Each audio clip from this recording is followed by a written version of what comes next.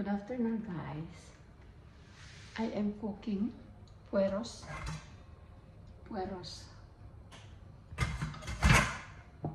This one, pueros with bacon. With bacon for dinner.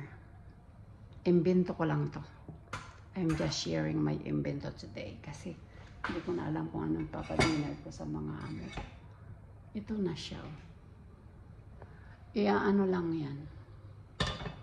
Ano ba to? Oven. I-oven lang. Tingnan nyo. Wrap together. Yan o. Parang rolletos. Pero, pueros con bacon. You see, I bake first. Bake with olive oil and oregano, that leaves, para mag-amoy siya. Tapos, you have to take out the first peel, balat, kasi makunat. Tapos, then you wrap it.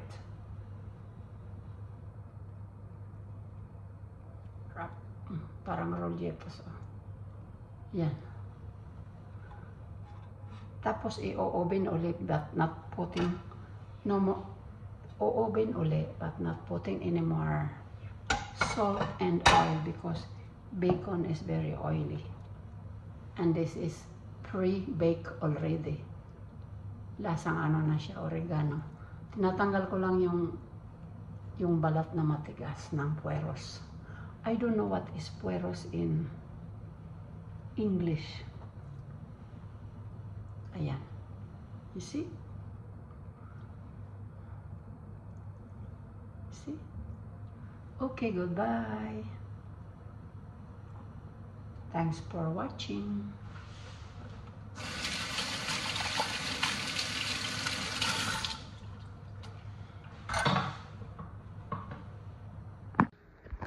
Hello guys, papakita ko sa iyo yung luto ng yung imbento ko.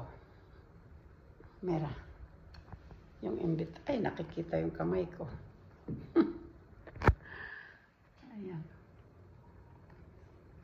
Ayan na yung imbento ko ng pueros. Baked pueros with bacon, olive oil, and oregano. And queso para gratinar. Yan siya. Sabi ni Senyor, masarap daw. Okay, imbento ko lang yan. Kasi ayaw nilang tumaba. And it's good for the health. Pueros, I don't know what is pueros in English. Ayan siya guys. Goodbye, good night.